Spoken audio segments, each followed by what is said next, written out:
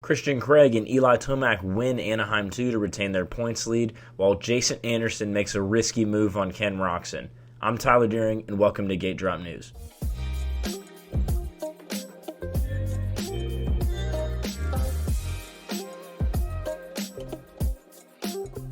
What's going on, guys? This is Tyler Deering back with another episode of GDN. Today we're looking at Anaheim 2. We're going to take a look at the race results. We're going to take a look also at some of the biggest battles on track. Without further ado, let's get right into it with the 250 main and checking out the top finishers. Christian Craig comes home first to retain the red plate in the 250 West class. Craig looked really good. He got out in front after passing Michael Mosiman about halfway through the event. Mosiman was able to stay with him for a couple laps. He was a couple seconds off the pace. Ultimately didn't have the speed to stick with Craig. Ended up losing by about 3 seconds. For Craig, he was already the favorite coming in, although he did have a big crash in Friday practice that nearly ended his entire campaign. Thankfully, Craig was okay, and if he can stay on two wheels, there's really no one I think they can compete with him at this point. Mosiman looked good. Hunter Lawrence got third to get another podium this season. However, Lawrence has not demonstrated consistent ability to get off the gate well. Even when he does, I don't think that he's a match for Craig on pure pace. But anyway, that's your top three. Christian Craig, clear championship favorite, will win it unless something goes horribly wrong. Michael Mosiman, probably the standout, best of the rest. He's been riding really well, getting good starts and riding up front. Hunter Lawrence, I think he's the second best rider outside just because he's so fast coming through the field. If he could just get some good starts, I think we could see some really good battles with him and Mosiman for second. No one's touching Craig unless something crazy happens. And honestly, good for Craig. He deserves it. Fourth place was Nate Thrasher, best run of the year for him. He also led early in the heat race. He actually got the whole shot ahead of Christian Craig. Good to see Thrasher with some speed. Jalek Swoll comes home fifth. So glad to see him riding after that big crash in Angel Stadium last time. Swoll's been showing flashes of brilliance as of late. Still not on pace with the other guys, but part of that you'd have to think was because of that injury. Still getting used to the bike again. I'm looking for big things from Jalek here in the near future. Carson Brown comes home sixth. A fantastic result for that small team. Getting a top 10 even in a 250 class is great for him. Joe Shimoda comes home seventh. He was running fairly well until he literally ran over Vince Friese's head. Carson Mumford 8th, Robbie Wageman 9th, and Derek Kelly 10th. Great runs for those small teams to finish out. Who you don't see in the top three is Vince Friese. Friese was going through the whoops, got out of shape. I don't think he missed one if you watch the replay. Pass because Vince Friese has a big one here. He starts going sideways, and then check this out. He goes to get up. Pow! Gets just hammered. Got out of shape, loose on the bike, took a pretty soft fall. Unfortunately, he stood up right in the way of Joe Shimoda. Shimoda nowhere to go, literally runs Friese's head over. Friese was not unconscious, but was clearly not with it. He stumbled off to the side with the Alpine Stars medical team.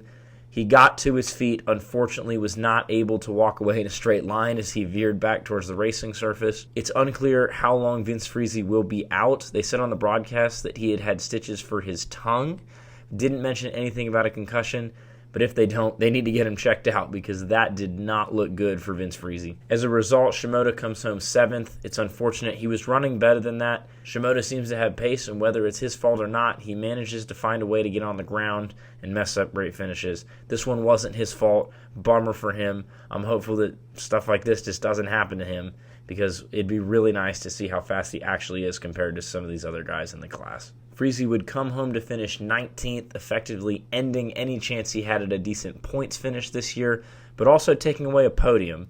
That would have been Friese's first podium of the year. Again, no word yet on how long Friese will be out. We'll see if he can remount the bike here soon. The next round's in Phoenix, but there's no off week, so we'll see if he's out for the remainder of this swing on the West and if he'll return for the East-West showdowns. But as of right now, no word. As for the championship, Christian Craig holds an 11-point lead over Hunter Lawrence. Lawrence has been good getting podiums in every round, but with no wins at this point, he's going to have to really turn on the jets to catch Craig. It's still possible to beat him straight up, but with this pace, Craig's going to win it unless he hurts himself, but you never know in this sport.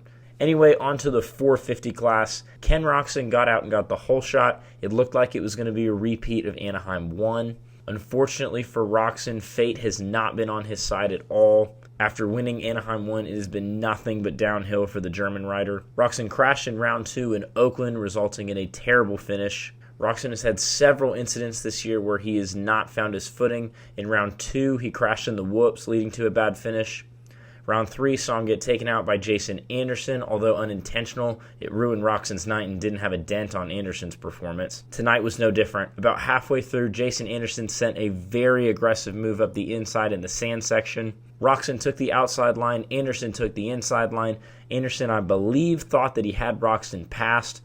Although it looked like the sand kind of gave out a little bit, the rut that Anderson was hitting washed out. Anderson stayed on the bike but veered directly into the path of Roczen, knocked him clean off, almost knocked Anderson himself off. Anderson was able to stay on the bike as he veered across the track, but still riding. For Roczen, the bigger problem was that he had gone face first into the sand, filling his entire helmet with sand, forcing him to take about 30 seconds just to get it out so that he could see. At this point in the race, it wasn't late enough to where the pack had really been strung out, so Roczen, losing almost a full minute, fell to nearly dead last, recovered up to 13th, but it just wasn't enough for him to salvage any type of damage control on the night. Currently, Roczen sits in 9th place, 23 points behind Eli Tomac. While it's not insurmountable, Roczen's going to need to win probably 6 races from here on out, which would be 7 total. This isn't something that's uncommon for Roczen, but he has not shown an ability to get through the pack. For Roczen, if he starts up front, he's going to be good, but if he starts about 5th or 6th, he might get up and snag a podium, but unless something goes wrong, he's not going to jump out and take the lead. As for the incident itself, I want to be upset with it, but it really looked like a racing deal. Well, this might be quick. There it is. It's no, Roczen's down. Anderson stays up. Oh, that wasn't, I don't believe that wasn't. Anderson clearly committed to the inside rut when it washed out, sending him up the track. Now, was the move aggressive? Yeah, it was, and coming off of a race earlier where he had dumped Roczen, you think that Anderson would be a little bit more careful, and I think the 2021 and prior Anderson would have been more careful. For whatever reason, Jason Anderson on this new Kawasaki has the fire in his eyes that he had in 2018 when he won the championship. Jason Anderson is going for it, and we have to applaud him for doing that. He wants to win, and he is trying everything he can. He was apologetic on the podium. He clearly didn't mean to do it, but he is going to try it, and that's something that we haven't seen from him since his championship days. It's good to see him back. To be totally honest, it wasn't a great move. It ended up with him almost going down and Roczen going down completely, but if roles were reversed, I wouldn't want Roczen to be upset at Anderson. I think it was a good try. Didn't work out for him, but we got to applaud the effort, so good on Jason Anderson for getting that fire back. Anyway, into the top finishers, Eli Tomac retains the red plate, solidifying his championship lead with Anderson coming in 2nd. Chase Sexton had a solid 3rd. He was kind of stuck there all night. It looked like maybe he was going to catch up at one point. There was kind of a blanket over the leaders before Tomac and Anderson pulled away. Dylan Ferrand is a solid 4th place finish. He did not get a good start again, not surprising, but he ran up through the field and got 4th. Ferrandis clearly has speed. He's just going to need to channel it a little bit better into the starts, and I think he could sneak a win. Obviously, we're not looking at championship with Ferrandis here. I don't think he has the potential yet to go out and win 5 or 6 races, but I think a win is still in the cards if he can start well. Malcolm Stewart, another 5th place ride. I think he just needs that little bit more pace, and he's going to get up there, but 5th place in a Supercross main event is not bad at all for Mookie. Marvin Musquin 6th with Justin Barcia 7th. Solid night for both of those guys. Interestingly enough, Cooper Webb in 8th. Now, Cooper Webb at this point is 4th in the championship, but he doesn't even look like the same rider. Even when he got the podium in A1, his name really wasn't called. He just has not had that raw speed. It's too early in the season to chalk it up to, oh, it's because he left Alden Baker, or it's because of the new training program.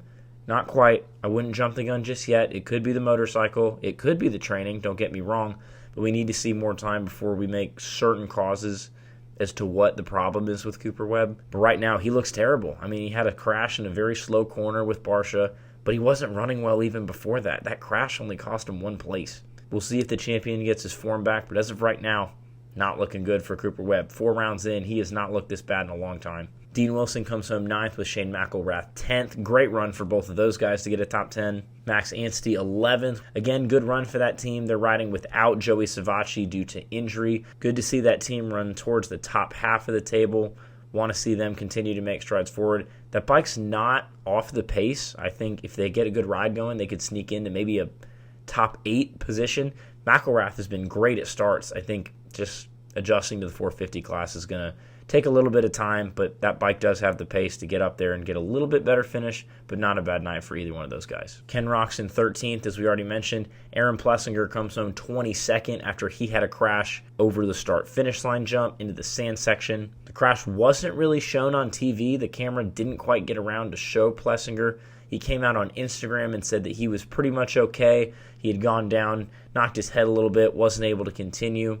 Plessinger will be back for round 5 in Phoenix. It'll be the first time that the Tour has been out of California for the season. Headed into Phoenix, Tomac's got the red plate, but there are 4 or 5 guys right on his tail. Do we see a 5th winner in the 5th round?